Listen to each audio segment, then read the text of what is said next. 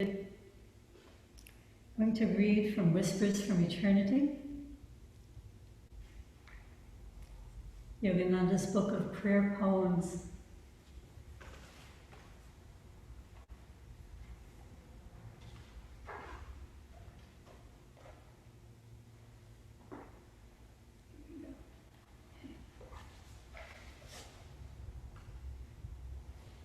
This is Whispers number 112.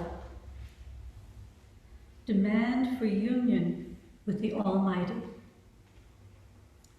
O Father, behold me through the pores of the sky.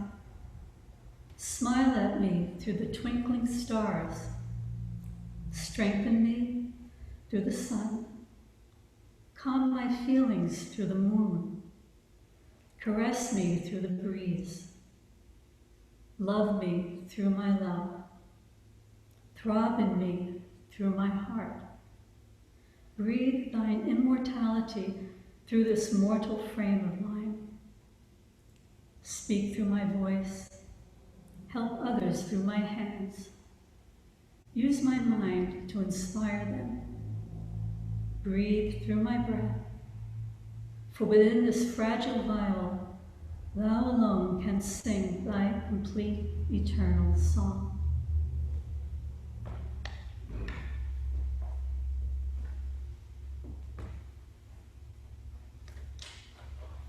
And so welcome again, everyone.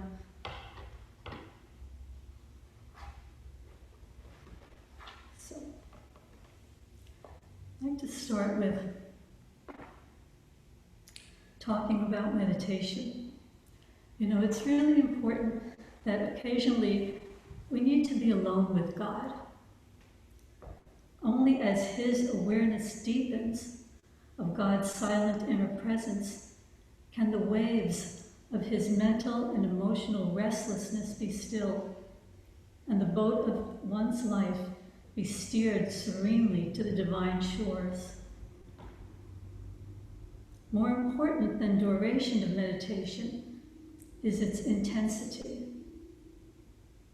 5 minutes of meditation is more important than a whole hour if all one did was watch the clock. And change my glasses. Sorry.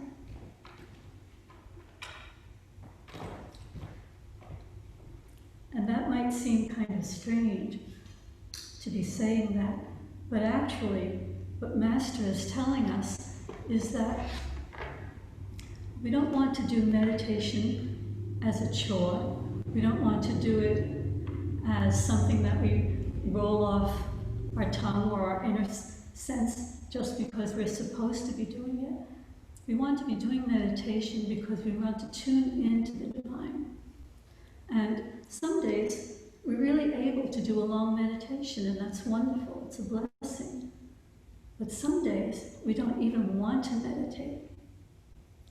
And that can be really difficult because within our deep hearts we know that meditation draws us closer to the divine. So there are a couple of things we can do about that. One is to just do a shorter meditation, as we said, even 5 minutes.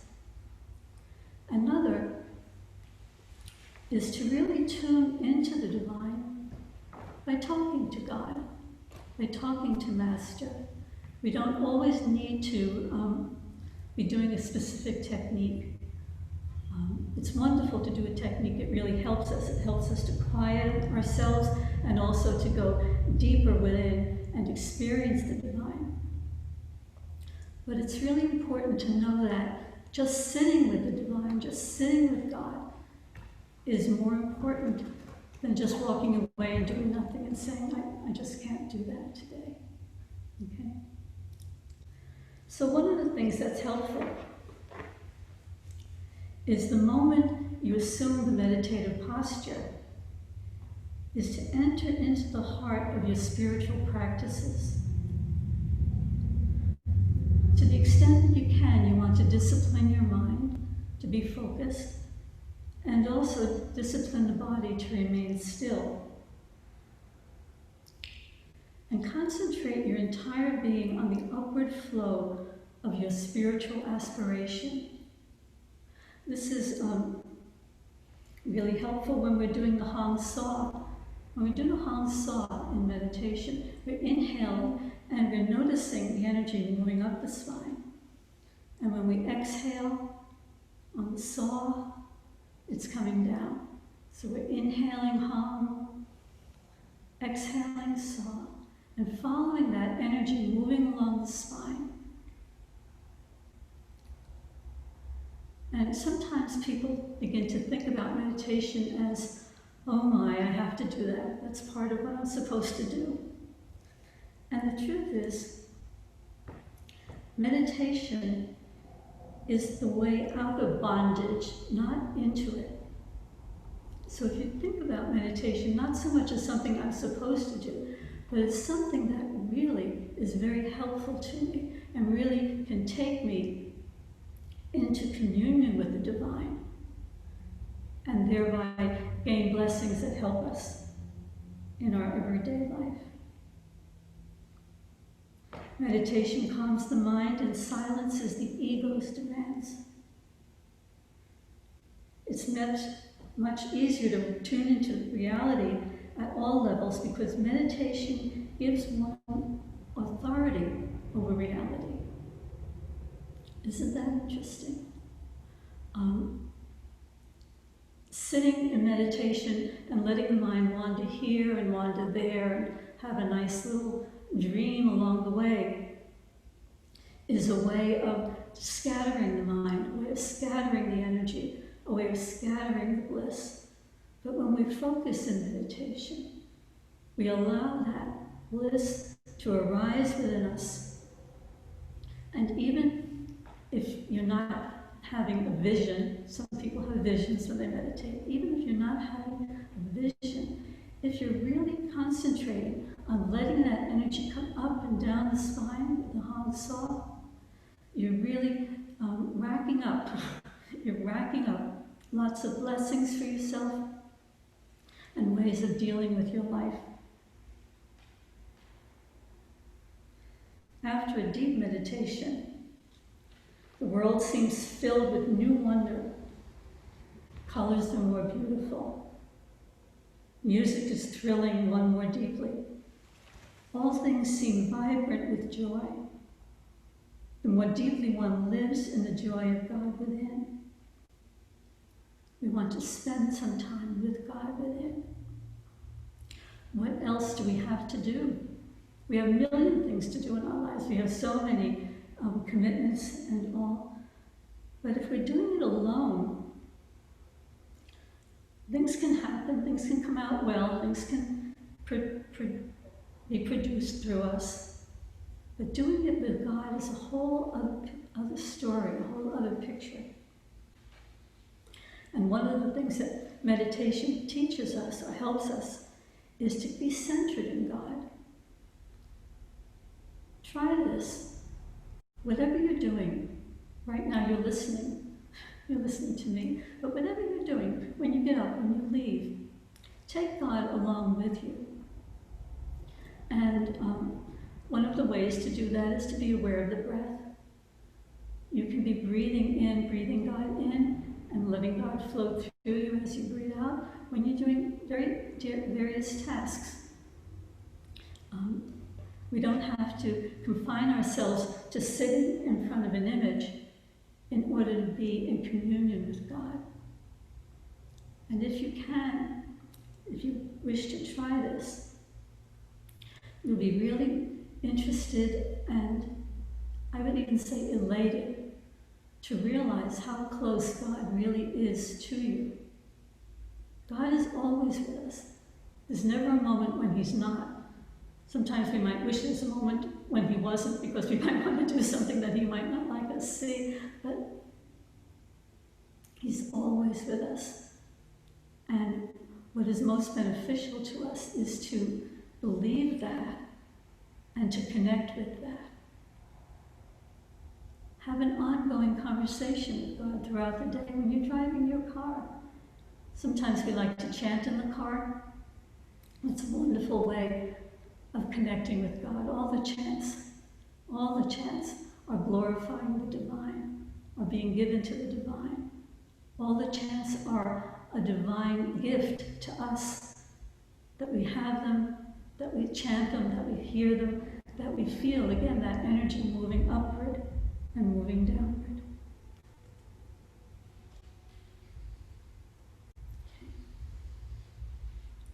So let's talk a little bit about the inner kingdom. You know, the inner kingdom is a reality. And the inner kingdom is within us. And if we think about that, if we embrace that, imagine how powerful that can be. This is a very difficult world these days. There's so much going on that can really bring us down, that can frighten us, that can make us want to hide. But if we are in touch with the fact that the inner kingdom is right within us, that can help us to bypass some of these dilemmas that we're facing right now. The inner kingdom is not only for feeling ourselves being protected, but the inner kingdom is also as kind of like really being in an inner kingdom. If we really were in a physical inner kingdom, just imagine what that would be like, you know? All the pomp and circumstance, all the glory, all the riches, we have that within us. And we can be in the inner kingdom no matter where we are. And we can share that inner kingdom no matter where we are. Well, how would I do that? Do I walk up to somebody in Walmart and say, well, how's your inner kingdom doing? I don't think so. But you could be online anywhere. And from the inner kingdom, from that place in your heart, you can be sending blessings to that person ahead of you on the line, to the person behind you, to the checkout person, to anyone. Many people don't think about that.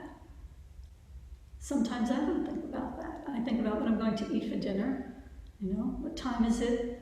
Will I get home in time to watch my favorite program? But if you stay in the inner kingdom, you can really be doing a wonderful service not only to yourself, but also to others, to people around you. There's so much fear right now with this pandemic going on, with the things that are happening. There's so many people who are in deep pain, either because they've had a loved one pass, or maybe because they are frightened, or they're in the middle of the pandemic. We can be vehicles for helping people. We can be vehicles for sending out blessings to people. We don't even have to know them. And you might be thinking, well, how do I know that it gets there? But there are so many people. How can we do it to so many people?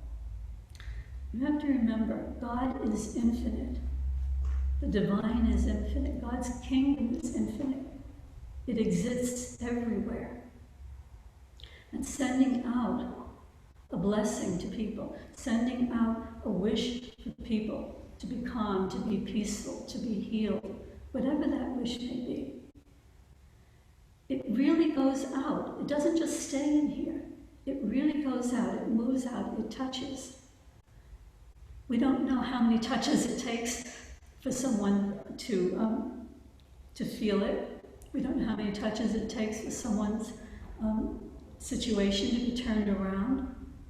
But still, whenever we're sending it out, whenever we're blessing people by praying for them or sending an affirmation towards them, they are receiving it.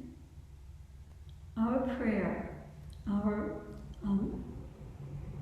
affirmation, our desire to draw from the divine and send it out to people has infinite projection. It's just really important to remember that and to do it as often as you think about it.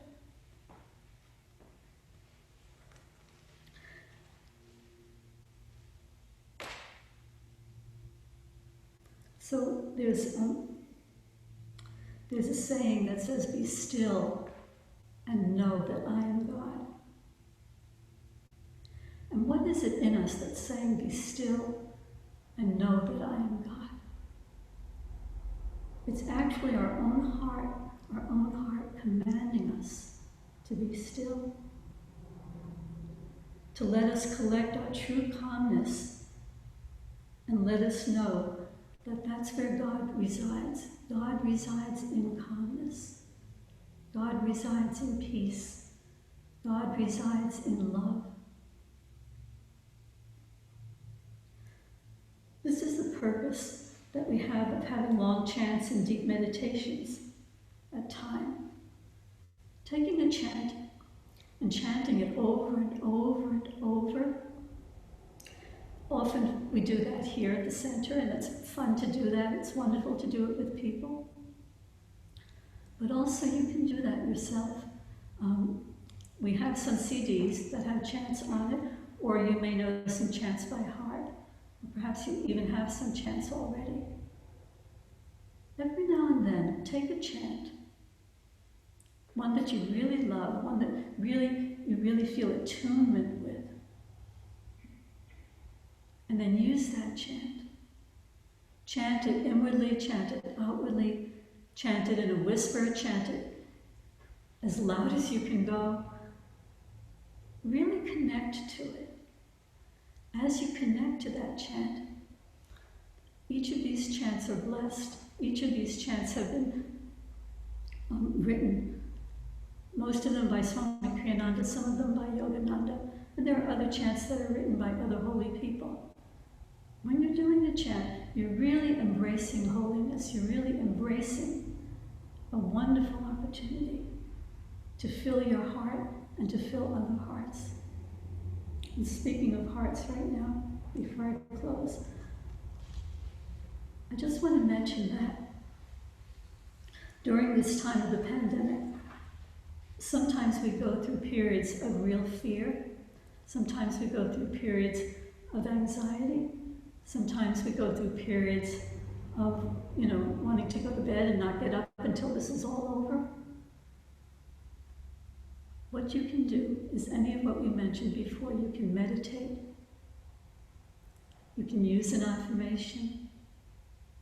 And you can chant. And chanting really helps the joy within us to rise. It helps the joy within us to expand. And chanting, especially if you're doing it out loud, I never chant quietly, without voice, because to me that's not chanting, it's praying a chant. But chanting out loud, you're really sending out into the universe beautiful blessings, beautiful music. Even if you're not the best singer in the world, you're still sending out beautiful, beautiful chanting, beautiful music, beautiful aspirations, beautiful prayers, beautiful thoughts. And it's reaching others. And that's really a blessing. Thank you.